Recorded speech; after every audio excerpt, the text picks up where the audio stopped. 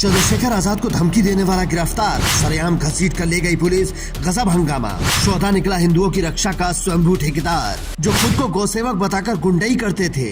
कभी वो लोगों की दुकानें बंद करवाते थे, कभी होटलों पर छापे मारते थे, कभी पार्कों में जाकर चेकिंग करते थे और कभी चंद्रशेखर आजाद जैसे नेताओं को धमकी देते थे।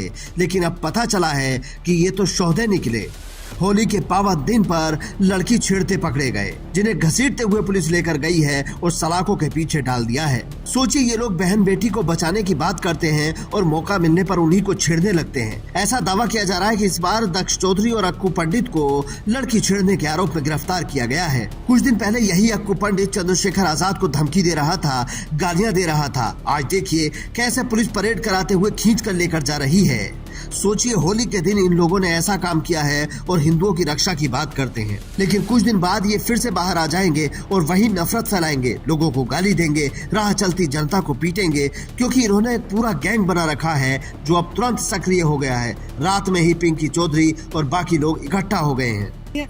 डॉक्टर साहब और सारे भाई खड़े हुए, लेकिन जिस प्रकार से आज की घटना हुई है, जब हिंदुत्ववादी युवा जाते हैं एक बहन बेटी की रक्षा करने कॉल के ऊपर, तो उत्तर प्रदेश पुलिस, जो कि जहां के सूबे के मुख्यमंत्री जी प्रो हिंदुत्ववादी हैं, हिंदुत्व की मिसाल उत्तर प्रदेश को दिया कहा जाता है, लेकिन जिस प्रकार से उनकी छवि को धूमिल करने का काम ऐसे अधिकारी करते हैं, इनके ऊपर सख्त से सख्त और कठोर कार्रवाई होनी चाहिए।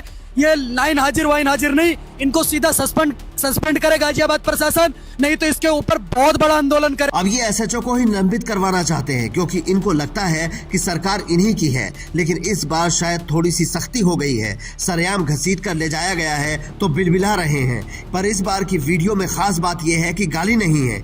इन लोगों ने एक भी गाली नहीं दी, ये कमाल की बात है। क्या डर लगने लगा है? क्या पुलिस ने सख्ती कर दी है? क्योंकि ये जब भी वीडियो बनाते हैं वो जय श्री राम से शुरू करते हैं और गालियों पर खत्म करते हैं। लेकिन अब कह रहे हैं कि हम तो किसी के कहने पर पहुंचे थे, उसे सजा दे दो।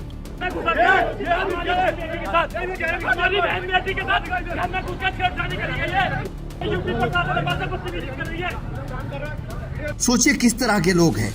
अब अपने ऊपर आई तो कहने लगे कि जिसकी मदद के लिए गए थे उसे ही सजा दे दो। जब यही पुलिस किसी और पर कार्रवाई करती है तो ये पुलिस जिंदाबाद के नारे लगाते हैं, कहते हैं गाजियाबाद पुलिस लठ बजाओ, हम तुम्हारे साथ हैं। अब यही लठ खुद की तरफ आया तो बिलबिलाने लगे। अरे ठेकेदार साहब, थोड़ा ठहरिए और कानून का मजा लीजिए। आपको भी पता है 2-4 दिन में जमानत हो जाएगी, आपका तो रोज का आना जाना है, काहे परेशान हो। अब से कुछ दिन पहले जब चंद्रशेखर आजाद ने यूजीसी के समर्थन में रैली की तो इन्होंने उन्हें गंदी गंदी गालियां दी, जान से मारने की धमकी दी, लेकिन पुलिस ने अरेस्ट नहीं किया। पर आप किसी की बहन बेटी की इज्जत पर हाथ डालोगे तो कार्रवाई तो होगी।